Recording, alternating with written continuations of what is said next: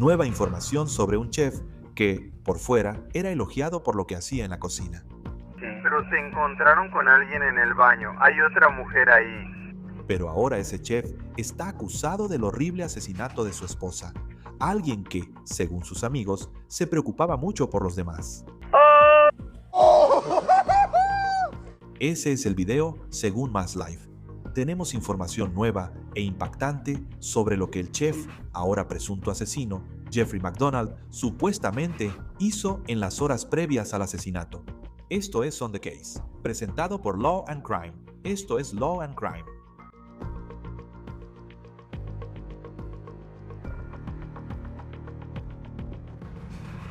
Si buscabas el nombre Jeffrey MacDonald y UMass antes del 22 de abril, probablemente habrías visto muchas publicaciones que hablaban de lo increíble que era como chef, alguien que marcó la pauta en el mundo de la comida universitaria.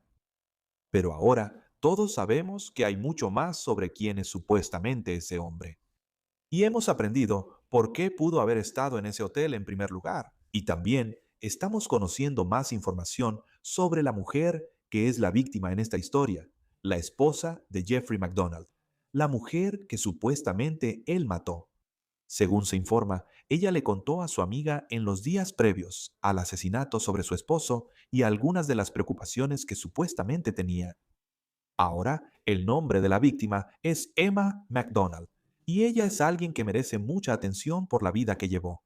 Ella deja atrás a una hija pequeña y dos perros a quienes amaba profundamente. Sus amigos dicen que era una mujer increíble, y vamos a hablar mucho sobre cuáles son los esfuerzos en este momento para conseguir justicia para ella. Ahora, el hombre acusado de matarla, en apariencia, de nuevo, era alguien que, en muchos sentidos, fue puesto en un pedestal. Y era este chef galardonado porque era uno de los líderes en los servicios de alimentación del campus de UMass, y francamente, era como una herramienta de reclutamiento para la escuela. Ve al Princeton Review, checa esto, mira las mejores universidades del país por su oferta gastronómica en el campus. Y si eres un futuro estudiante y eso te importa, UMass está en la cima. Y el chef Jeffrey MacDonald fue una de las principales razones. El chef de 36 años fue nombrado chef del año por la Federación Culinaria Americana en 2025 por su cocina. Y ese es solo uno de varios premios que ganó por su experiencia culinaria como chef en UMass Amherst. Pero es difícil decir que algo de eso importa ahora, considerando que esta es la imagen que ahora tenemos y vemos cuando pensamos en Jeffrey MacDonald. Esto es según WWLP de su primera comparecencia ante el tribunal después del presunto asesinato de Emma MacDonald. Atención, Unidad Médica 3. Atención, Unidad Médica 3. Respondan. Un centro del campus de distancia. Ese hotel del centro del campus. UMass, habitación 413. It's gonna be for a possible mental health issue. Eso es lo que dijeron los despachadores del 911 después de que la llamada llegó a la policía en el oeste de Massachusetts desde el Hotel UMass. Esto fue publicado primero por Mass Live. Ahora, esto, de nuevo, es un hotel dentro del campus, y los despachadores dijeron que había un problema en la habitación 413. UFP gritaba que tenían a un cuerpo en el suelo y que necesitaban personal adicional. Ahora, antes de entrar en los nuevos detalles que tenemos sobre esa parte del caso, quiero hablar un poco más sobre Emma MacDonald, porque los registros en línea muestran que ella también era empleada en UMass. Una de sus amigas le dijo al Boston Globe en 2022 que ella se casó con Jeffrey MacDonald. Tenía una hija de 10 años. Jeffrey tenía 2 hijos de un matrimonio anterior. Y también tenemos algunos documentos nuevos que detallan los problemas que la madre de esos niños tenía con Jeffrey en los últimos años. Un amigo de Emma le dijo al Globe que Emma tenía algunas preocupaciones sobre el comportamiento de Jeffrey en los días y semanas previos a su asesinato. Ella dijo que Emma amaba a Jeffrey y realmente creía en él, lo que hace que esta historia sea increíblemente trágica. Sin embargo, en su entrevista, hubo una anécdota que realmente destacó y expuso lo que podría describirse como un comportamiento muy extraño de Jeffrey MacDonald, supuestamente durante el último mes. Esta amiga dijo que Jeffrey y Emma habían planeado un viaje a Disney World con sus hijos apenas 2 semanas antes de que Emma muriera. Pero aquí viene un giro brusco. Una semana después, Jeffrey pidió el divorcio. Luego, el día del asesinato, esto fue el 22 de abril, hay un video que fue publicado en línea por Mass Live y muestra a Jeffrey saltando a un estanque en el campus y está con todo su uniforme de chef. Así que el clima en Amherst, Massachusetts, ese día estaba en los veintitantos grados. Y si ves el video, puedes escuchar a la gente riéndose mientras Jeffrey se mete al agua. Pero ese video, aparentemente, no refleja el ambiente de la situación. En el artículo del Boston Globe, la amiga de Emma dijo que alguien llamó al 911 después de que Jeffrey salió del estanque por la forma en que estaba actuando. Luego, después de hablar con la policía, y no sabemos los detalles de esa conversación, Jeffrey reservó una habitación en el Hotel UMass para pasar la noche, y la amiga dice que el plan de Emma era quedarse en casa. Vivían aproximadamente a 20 minutos del campus. Y la amiga dijo, cito, se recomendó que se calmaran debido a su comportamiento y a lo que estaba pasando. Fin de la cita. 17 IM para el Unidad Médica 3. Adelante, Unidad Médica 3. Necesito una ambulancia adicional aquí lo antes posible y necesito agregar 7, por favor. Esto es lo que dice el informe policial que ocurrió esa noche. El miércoles 22 de abril de 2026 aproximadamente a las 7:42 p.m., oficiales del Departamento de Policía de UMass Amherst y bomberos, paramédicos del Departamento de Bomberos de Amherst, fueron enviados a la habitación 413 del Hotel UMass en One Campus Centerway, Amherst, Massachusetts, después de que se realizara una llamada al 911 describiendo una emergencia que ocurría en ese lugar. Dadas las circunstancias, oficiales del Departamento de Policía de Hadley también acudieron para ayudar. Ahora estás hablando de varias agencias respondiendo a lo que sea que esté ocurriendo en el cuarto piso de este hotel. Y cuando la policía llegó a la habitación 413, supuestamente se encontraron con el mismo hombre que ves sonriendo con medallas alrededor de su cuello, como este gran chef en el campus. Pero la persona con la que supuestamente estaban interactuando actuaba de una manera increíblemente diferente a la persona que la comunidad pensaba que conocía. El informe continúa diciendo, cito, al llegar los oficiales de policía, se produjo una lucha violenta entre ellos y un hombre, Jeffrey C. McDonald, durante la cual J. McDonald arrojó objetos en dirección a los oficiales y golpeó a un oficial de policía de UMass en la cara en más de una ocasión. Ahora, eso no es todo con lo que se encuentran los servicios de emergencia. Al entrar a la habitación 413, los oficiales encontraron a una mujer fallecida con lesiones graves. Dada la gravedad de las lesiones de la mujer, a los investigadores les pareció evidente que sus heridas fueron resultado de una agresión violenta. Ahora, aquí es donde la historia da un giro aún más impactante. Cito, J. McDonald fue arrestado y trasladado al Departamento de Policía de UMass Amherst. Después de que le leyeron sus derechos Miranda, J. McDonald habló con los investigadores, durante lo cual admitió que había golpeado intencionalmente a Sue, y el nombre está redactado hasta matarla, usando sus manos, pies, así como una variedad de otros objetos contundentes, y que su intención al hacerlo era matarla. Según la policía, Jeffrey McDonald les confesó que intencionalmente golpeó a Emma hasta matarla usando sus manos, pies y una variedad de objetos contundentes. Ahora, de nuevo, al día siguiente, Jeffrey hizo su primera comparecencia ante el tribunal, y aquí está según WWLP. Y durante esa breve audiencia, realmente no mostró ninguna emoción en su rostro. McDonald se declaró no culpable de los cargos y no se le concedió fianza antes de la audiencia de causa probable que está programada para el 22 de mayo y va a someterse a una evaluación psicológica. Voy a hablar de eso o con nuestro invitado aquí en un momento, porque eso realmente podría tener grandes implicaciones en cómo se desarrolla este caso. Pero también es importante señalar que esta no es la primera vez que el presunto comportamiento de Jeffrey era motivo de preocupación. Y esto ya se había mencionado antes en el sistema legal. Estos son registros que encontramos relacionados con un caso de custodia que involucra a la madre de sus dos hijos. Y esto se remonta a 2021. Y encontramos estos registros en el Tribunal de Familia y Sucesiones en el condado de Hamden, Massachusetts. En septiembre de 2024, la madre de los hijos de MacDonald escribió que quería cambiar el acuerdo de custodia que tenían, porque, cito, los niños han estado reportando abuso verbal por parte de su padre, gritos, insultos, malas palabras, presenciando abuso verbal degradante entre el padre y la madrastra, y ayer reportaron abuso físico. El hijo mayor reportó que su padre lo empujó con toda su fuerza contra una mesa el lunes 16 de septiembre y que le ha hecho daño en la cara en múltiples ocasiones. Los niños han estado pidiendo constantemente durante el último año no regresar a la casa de su padre. Ambos niños reportaron que su padre les dijo que no informaran del abuso a su madre, y ambos tienen miedo de represalias y del abuso de su padre. Aproximadamente 2 meses después de que la mujer presentó eso contra MacDonald, el juez desestimó el caso porque ninguno de los dos se presentó en la corte.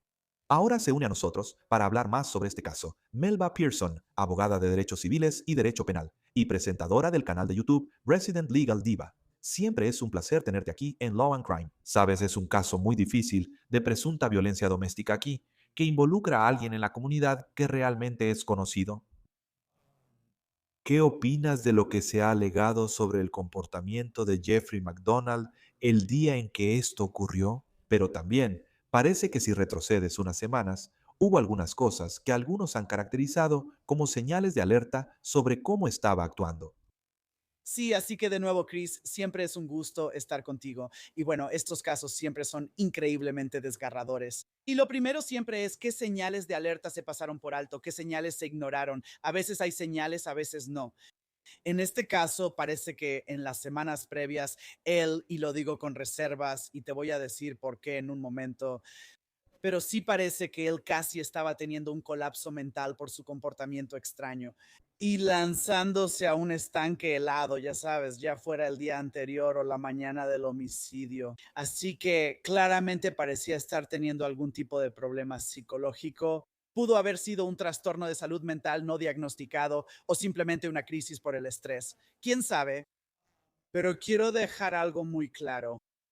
Dos cosas pueden ser ciertas. Al mismo tiempo, puedes tener una enfermedad mental y no ser una persona abusiva. Y puedes tener una enfermedad mental y ser una persona abusiva. Y las dos cosas casi no tienen nada que ver una con la otra, ¿verdad? Porque se trata de la mentalidad y de cómo ves la relación. Si ves a tu pareja como una posesión, la salud mental no tiene nada que ver con eso, ¿verdad? Eso es simplemente que tú de manera innata tienes esa mentalidad que te lleva a actuar de manera violenta. Pero hay muchas personas que tienen trastorno bipolar, esquizofrenia, que no lastiman a su pareja. Así que no quiero siempre. Creo que es muy fácil reducir un incidente de violencia doméstica porque todos estamos tratando de entender lo que pasó y es horrible. Es muy fácil irse por lo más sencillo. La persona tiene, ya sabes, un problema de salud mental o un trastorno de salud mental. Eso no debería asumirse automáticamente. Eso puede ser cierto, pero también examinemos la mentalidad más amplia y los problemas sociales que alimentan la violencia doméstica, en lugar de simplemente ponerlo rápidamente en la categoría de salud mental y no profundizar más. Y creo que ese también es un gran punto. Y esto es como un comentario aparte, pero hay muchas personas que viven con trastorno bipolar o esquizofrenia que pueden ser condiciones de salud mental muy peligrosas. Sin duda, ciertamente hemos visto eso en las historias que cubrimos, pero hay muchas personas de las que nunca oyes hablar y que llevan vidas increíblemente normales y no se encuentran en una situación como en la que está Jeffrey MacDonald actualmente. Y no sé si tiene un diagnóstico de salud mental, pero según se informa, está pasando por una evaluación psicológica. ¿Qué podría revelar eso? O sea, ¿cómo influye eso en el caso que enfrenta solo en términos del sistema legal? Bueno, primero que nada, tienen que determinar si es competente o no para ser juzgado. Él tiene que poder, el estándar es que participe de manera significativa en su defensa. Así que voy a dar un ejemplo hipotético, que va a ser una versión muy simplificada, pero espero que ayude a entender el punto. Básicamente, si estás en una situación en la que dices, los marcianos vienen mañana, Claramente no estás en un estado mental ni en una disposición para poder hablar de manera significativa con tu abogada defensora sobre la estrategia, sobre si deberías testificar o no deberías testificar. Si la abogada defensora te muestra algunas de las pruebas que la fiscalía tiene en tu contra, puedes al menos tener una comprensión básica de lo que se está diciendo y decir, está bien, entiendo, no quiero testificar o me opongo a esto por esta razón o tengo otra testigo. Sabes, esa discusión es muy importante para que la abogada defensora pueda armar un caso y representarte de manera efectiva en la corte. Así que la evaluación va a ser fundamental para determinar si él realmente es competente para ser juzgado. Si no lo es, probablemente iría a una institución donde recibiría tratamiento y normalmente en unos 6 meses a un año vuelven a presentar el caso y hacen otra evaluación y en ese momento determinan si él realmente es competente para ser juzgado. Así es como avanza ese proceso. El objetivo principal es podemos restaurar, entre comillas, la competencia.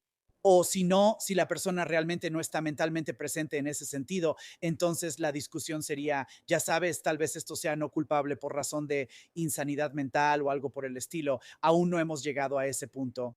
Pero primero lo primero, ¿es competente para ser juzgado? Luego, si es competente para ser juzgado, tiene algún problema de salud mental, tiene esquizofrenia, trastorno bipolar, lo que sea.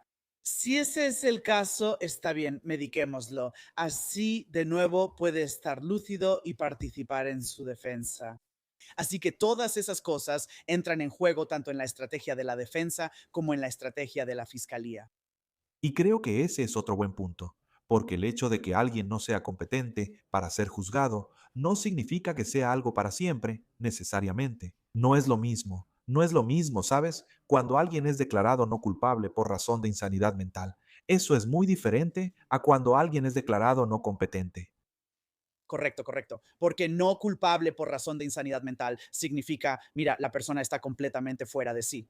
No importa si les das la medicina por 6 meses, un año, 2 años, no van a regresar tan fácilmente. Y esos casos son más raros de lo que piensas. Así que normalmente las personas pueden recuperar la competencia otra vez porque a veces hay un trastorno de salud mental no diagnosticado. Y si ese es el caso, está bien, ponlos en un plan de tratamiento y en unos meses, ya sabes, vuelven a estar donde necesitan estar. Pero si alguien está tan mal, entonces esa es una situación en la que podrían, ya sabes, antes solían ponerlos en una institución mental, ¿verdad? Realmente ya no hacemos eso, pero sí hay disposiciones especiales para alguien que simplemente no está en condiciones de ser juzgado. No sé si ese es el caso aquí. De nuevo, esto apenas empieza. Necesitamos ver qué dice la evaluación y necesitamos ver qué termina haciendo el juez como resultado. Y de nuevo, podría ser una situación en la que lo evalúen 3 doctores, porque ya sabes, la defensa va a tener a sus especialistas de confianza a los que les gusta llevar a sus clientes y la fiscalía va a tener a alguien que ellos consideran que es, no, este es el experto con el que debemos ir. Y luego el tribunal podría decir, ¿saben qué? Quiero conseguir a esta persona que creo que es la más neutral. Ellos revisan los 3 informes y luego deciden si alguien está o no en condiciones de seguir enfrentando el juicio, si eso realmente es un problema.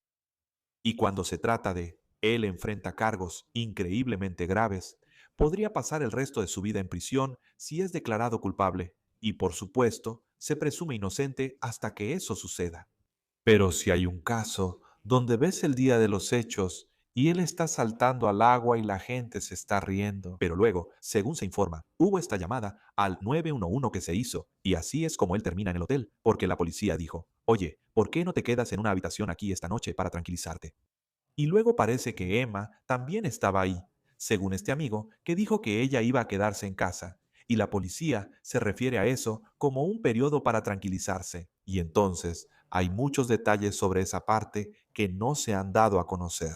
Pero escuchas eso y una persona lo describió como un comportamiento errático. Pero luego ves este patrón durante las últimas semanas, donde supuestamente iban a ir a Disney, y luego deciden, y él dice que quiere el divorcio. Y es como, ¿cómo equilibra el sistema legal una situación en la que tal vez hubo un problema de salud mental en ese momento, pero también existe un patrón de posible abuso doméstico y se está armando un caso? De modo que ambas cosas pueden ser ciertas. Sí, y de nuevo, cuando escuchamos los hechos es muy perturbador porque usualmente vemos lo contrario. Normalmente es el cónyuge quien pide el divorcio. Y eso es lo que desencadena el incidente violento, en el sentido de que la persona abusadora siente que ha perdido el control. Y entonces ahora quieren reafirmar ese dominio y control mediante el uso de la violencia. Y eso lleva a un desenlace letal. Así que eso queda aparte. Pero lo que también estoy viendo es una posible oportunidad perdida. Así que cada estado tiene alguna versión de hospitalización involuntaria. En Florida, donde yo estoy, lo llamamos la ley Baker. Pero básicamente es un proceso por el cual la policía puede llevar a alguien bajo custodia, pero no a la cárcel, pero los ponen bajo custodia y luego los llevan a un hospital por 24 a 48 horas para observación, para determinar si esta persona tiene un problema de salud mental. ¿Necesitan medicación? Bien. Y con base en eso se les dan derivaciones, ¿de acuerdo? Necesitas ver a un psiquiatra, necesitas ir a este programa, lo que sea necesario. Pero al menos para mí esa es la manera adecuada de dar ese tiempo para calmarse, porque no es como si él estuviera molesto y ellos enojados y hubieran tenido una pelea. Bien, tú vete para acá, tú vete para allá, cálmense, respiren y luego lo hacen mañana. Estás saltando a un lago helado, estás mostrando comportamientos extraños que podrían ser consistentes con una crisis de salud mental. Entonces, el departamento de policía debió haberlo llevado y básicamente hospitalizado involuntariamente. Y tal vez ella todavía estaría con nosotros hoy. Esto no es para culpar a la policía, pero existe un escenario en el que si él hubiera sido hospitalizado, tal vez habría recibido la ayuda que necesitaba. De nuevo, suponiendo que esto sea puramente un tema de salud mental, eso podría haber evitado un evento letal. Bueno, sí, y es un caso muy diferente. Sabes, digo eso, pero creo que todos recuerdan el caso de Gaby Petito, donde Brian Laundrie terminó yendo al hotel. Ella se quedó en la casa rodante que tenían y luego, finalmente, se encontraron esa noche. En este caso, este amigo está diciendo que Emma McDonald iba a regresar a su casa y que Jeffrey McDonald se iba a quedar en el hotel. Sería interesante. Sé que el fiscal del distrito local no quiso comentar nada relacionado con eso por el momento. Lamentablemente, hemos tenido que hablar sobre casos de violencia familiar y violencia doméstica, y algunas de las historias que hemos cubierto con demasiada frecuencia. Y una frase que me llamó la atención, que la amiga le dijo al Boston Globe, fue que, ya sabes, Emma lo amaba y realmente creía en él. Y él era esta persona que, ya sabes, sigo mencionándolo, solía trabajar en el oeste de Massachusetts. Es como UMass se toma la oferta gastronómica del campus increíblemente en serio. Es como una herramienta de reclutamiento para esta escuela. Y él era el símbolo de eso. Y puedes ver por qué sería alguien en quien realmente creerías. Pero en algunos de estos casos de violencia doméstica, creo que por un tema de concientización, ¿qué es lo que ves? Cuando se trata de esto, es como, ya sabes, nos enfocaremos en lo malo por lo que pasó, pero esos buenos momentos en el camino y cómo simplemente no parece que sea solo una trayectoria de una relación terrible. Pero muchas veces solo vemos como la parte tóxica de las cosas que van bien, como planear un viaje a Disney, y luego todo puede venirse abajo. ¿Cómo? Y en este caso, supuestamente él quería el divorcio una semana después. Es solo que es difícil entenderlo. Sí, pero de nuevo, basándonos en los pocos hechos que tenemos, porque no tenemos el panorama completo, pero ese comportamiento simplemente parece muy consistente con alguien que es ya sea bipolar o algo así, pero están pasando por estas olas, estos altibajos. Y es increíblemente difícil estar en una relación con alguien que está luchando con problemas de salud mental, especialmente si no ha sido diagnosticado y ni siquiera está en un plan de tratamiento. Así que estás tratando de controlarte día a día. Ni siquiera sabes con quién te vas a despertar, ¿verdad? Como hoy podrían estar bien y mañana podrían estar, o incluso de un momento a otro, ¿verdad? Así que todo eso se vuelve muy difícil. Pero aún así, al mismo tiempo, lo que la gente suele olvidar sobre las relaciones de violencia doméstica, de violencia de pareja, es que no es como si hubiera un evento violento todos los días. En algunos casos sí, pero como premisa general tal vez algo pase hoy. Está él, lo siento, está todo ese ciclo, esto y aquello. Puede que no haya otro incidente en 3 meses y durante esos 3 meses vas a trabajar, estás criando a tu familia, estás haciendo todas esas cosas. Y no necesariamente andas contándole a la gente, oh Dios mío, mi esposo es así, mi pareja es así, mi esposa es así, lo que sea. Simplemente estás viviendo una vida normal. Así que creo que la gente a veces tiene en la cabeza que es como si todos los días fueran esta situación horrible, violenta, ya sabes, loca. La mayoría de las personas no puede sobrevivir a eso solo desde una perspectiva mental porque es demasiado. Pero es como cualquier relación, tiene sus altibajos. Excepto que la diferencia es que cuando hay un desacuerdo, como en cualquier relación, termina volviéndose violento o hay uso de coerción u otras cosas que están en el trasfondo. Así que solo quiero recordarle eso a la gente. Y también que a veces no hay señales. A veces las personas son muy reservadas y cuando salen por la puerta no tienen un ojo morado. No tienen huesos rotos, pero puede que no puedan controlar sus finanzas. Puede que no puedan salir con amigos sin problema o ver a sus familiares. Así que hay diferentes maneras en que puede manifestarse y no necesariamente es visible para todos. Así que solo quiero enviar un mensaje de consuelo a quienes se ven afectados por esto, porque de nuevo y tristemente lo sé de primera mano en demasiados niveles y no solo como fiscal, estás pasando por esto y reproduciendo la cinta en tu mente.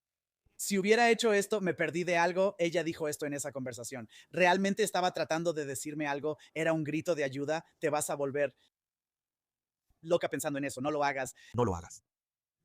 Solo puedes hacer lo que puedas y tratar de encontrar consuelo en los recuerdos, en los hermosos recuerdos que tuviste con la persona que amaste. Pero no sigas dándole vueltas a lo ocurrido porque nunca vas a encontrar una respuesta satisfactoria. Jamás. No, y es realmente, y eso estuvo muy bien dicho, y esta es una historia muy difícil por esa razón. Después de que la policía dice que le leyeron sus derechos, Miranda prácticamente lo admitió, según lo que podemos leer en el informe policial. Sabiendo eso, y no es necesariamente un caso en el que haya que averiguar quién fue, y tal vez le diagnostiquen algún tipo de problema de salud mental. Pero si no es una declaración de no culpabilidad por insanidad mental, ¿cómo influye eso en su defensa? O sea, si los fiscales todavía lo acusan de asesinato, lo están juzgando por asesinato. Esto es lo que dicen que pasó. Él es quien lo hizo. Y la defensa, tal vez lo único que tiene es, bueno, él tiene una condición previamente no diagnosticada. Y no sé, solo estoy hablando en general, ¿cómo podría desarrollarse esto? Bueno, lo que pasaría es que la defensa intentaría atacar la intención. Que si él realmente fue capaz de formar esa intención de hacerle daño, realmente sabía lo que estaba haciendo. El aspecto de la salud mental va a estar entrelazado en la defensa en diferentes momentos y van a decir, escuchen, él es un miembro productivo de la sociedad, hablando hipotéticamente. Ya sabes, Él tiene esta, ya sabes, imagen y trabajo muy expuestos al público y ha tenido éxito en todo esto. Este no es su comportamiento normal. Así que esto fue un episodio aislado, ya sabes, él va a buscar ayuda, etcétera, etcétera. No sé cómo va a influir eso necesariamente en el jurado. porque si no es como una defensa de inimputabilidad por locura, si no llega a ese nivel, ¿qué tienes además de eso? Pues no mucho, no mucho. Porque de nuevo, la Constitución te garantiza una defensa. No necesariamente te garantiza una defensa ganadora. Así que el abogado defensor va a trabajar con lo que tiene. No pueden inventar nada. Es lo que hay. Pero ya sabes, este es un caso que yo veo que se va a resolver con un acuerdo de culpabilidad. Porque ¿con qué vas a ir a juicio? Literalmente ya tienes la confesión. Tienes, ya sabes, el médico forense. El forense va a regresar y va a decir que esto es un homicidio.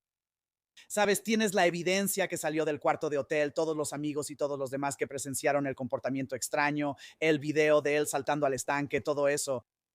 No veo un escenario en el que él pueda ir a juicio y de alguna manera salir victorioso. Así que veo que esto probablemente se resuelva con un acuerdo de culpabilidad. Sí, y veremos qué sucede después. Sin duda, es una historia increíblemente trágica. Sé que ayer, al momento en que estamos grabando esto, realizaron una vigilia en UMass por Emma McDonald, quien también era una querida miembro de esa comunidad, una madre que deja una hija. Es realmente, realmente triste, Melba Pearson. Gracias, como siempre, por tomarte el tiempo de estar con nosotros. Puedes encontrarla como la presentadora del canal de YouTube Resident Legal Diva. Siempre es un gusto tenerte aquí en Law and Crime. Gracias por estar aquí. Gracias, Chris. Se realizó una vigilia en honor a Emma en el campus de UMass. Además, ella también trabajaba en UMass. También hay una campaña de GoFundMe que está recaudando dinero para su hija de 10 años y que ha recaudado más de $20,000. Quiero mencionar antes de irnos un recurso importante cuando se trata de temas de violencia doméstica, y presuntamente este fue un caso de violencia doméstica. Si tú o alguien que conoces puedes ser víctima de violencia doméstica, puedes llamar a la Línea Nacional de Violencia Doméstica al 1-800-700-99-SAFE o puedes enviar un mensaje de texto con la palabra START al 88788 y puedes permanecer en el anonimato. Y esta línea está atendida las 24 horas del día, los 7 días de la semana. Eso es todo por hoy On The Case, presentado por Law and Crime. Suscríbete a nuestro canal en YouTube y Spotify. También transmitimos en Peacock. Soy Chris Stewart. Nos vemos la próxima vez.